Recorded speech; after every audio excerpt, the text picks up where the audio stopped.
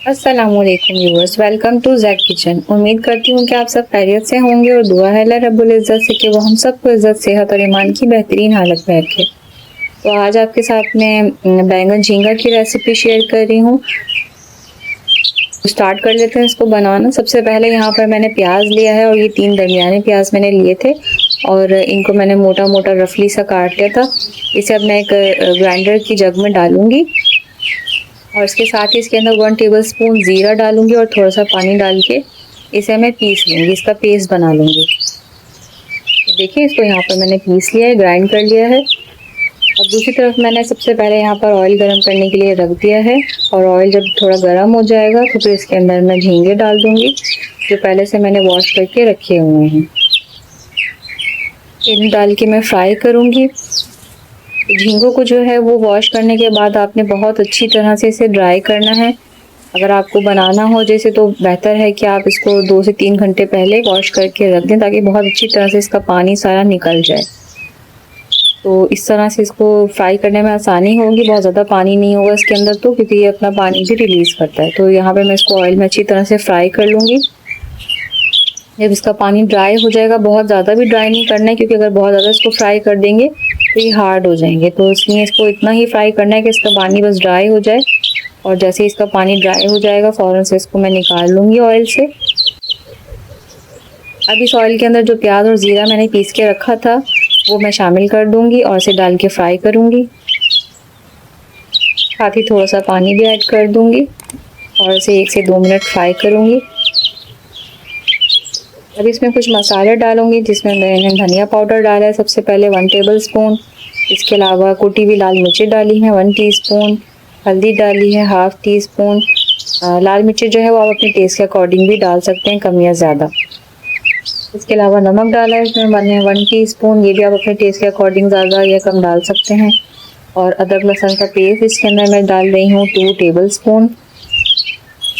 तकरीबन 2 मिनट तक मैं इसको तेज़ फ्लेम पर ऐसे ही पकाऊंगी और उसके बाद इसको कवर करके तकरीबन 10 मिनट तक इसका मसाला जो है पकने तक मैं इसे कवर करके पकाऊंगी। 10 मिनट तक मैंने इसे कवर करके पकाया था, मसाला इसका पक चुका है। अब इसके अंदर मैं टमाटर शामिल करूंगी। तो यहाँ पर मैंने 3 दरमियाने साइज़ के टमाटर लिए थे और इसे रफली चॉप कर लिया था, वो इसके अंदर मैं शामिल कर दूंगी और इसे दोबारा से कवर करके पकाऊंगी ताकि टमाटर जो है वो सॉफ्ट हो जाए। टमाटर जो है वो सॉफ्ट हो चुका है। अब मैं इसको अच्छी तरह से मसाले को भून लूँगी। तो इसी तरह से बगैर कवर किए मैं पकाऊंगी और अच्छी तरह से स्पून चलाते रहेंगे ताकि इसका जो मसाला है और जो टमाटर है वो सब अच्छी तरह से मैश हो जाए और बहुत अच्छी तरह से ये फ्राई हो जाए। ये देखिए मसाला यहाँ पे अच्छी तरह से भुन गया है। अब इसके अंदर मैं शामिल करूँगी आलू। तो तकरीबन 3 आलू मैंने लिए थे और उसे काट लिया था दरमियाने साइज़ के पीसेस में और वो इसके अंदर मैं डालूंगी और आलूओं के साथ भी अच्छी तरह से मसाले को भून लूँगी। जी आलूओं के साथ भी मैंने मसाला जो है वो भून लिया है। अब इसके अंदर मैं डाल रही हूँ बैगन। तकरीबन आधा किलो बैगन लिए थे मैंने और उनको काट लिया था, वॉश करने के बाद काट लिया था। तो इन्हें अब मैं डाल के और इसी भी अच्छी तरह से मिक्स कर लूँगी मसाले के साथ।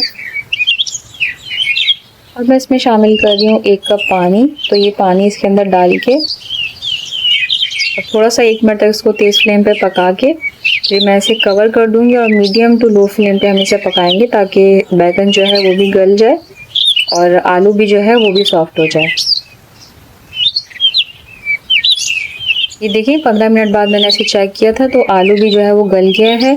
तकरीबन थोड़ी सी इसमें कसर रहती है और बैगन भी गल गया है। तो अब इसके अंदर जो झींगे मैंने फ्राई करके रखे हुए थे वो शामिल कर दूंगी। इसके बाद इसमें जो मोटी हरी मिर्ची होती हैं वो 2 से 3 लेके और उसको मैंने काट के इसमें शामिल कर दिया है और इसे कवर करके मैं पकाऊंगी ताकि जो झींगे हमने डाले हैं वो भी अच्छे से सॉफ्ट हो जाए और उसका मसाले का जो फ्लेवर है वो उसके अंदर आ जाए। ये देखिए तकरीबन 6 से 7 मिनट मैंने इसे कवर करके पकाया था झींगे डालने के बाद। और अब इसके अंदर मैं डालूंगी हरा धनिया।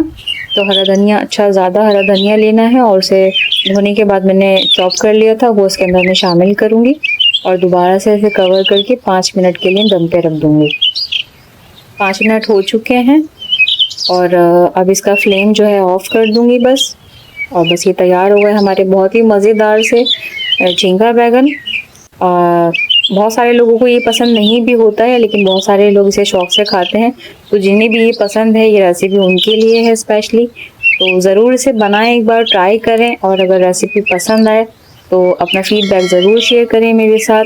और ऐसी ही मज़ीद अच्छी रेसिपीज़ के लिए मेरे चैनल को सब्सक्राइब ज़रूर करें। मैं इंशाल्लाह मिलूँगी आपसे नेक्स्ट वीडियो में किसी और रेसिपी के साथ। तब तक के लिए अल्लाह हाफ़िज़।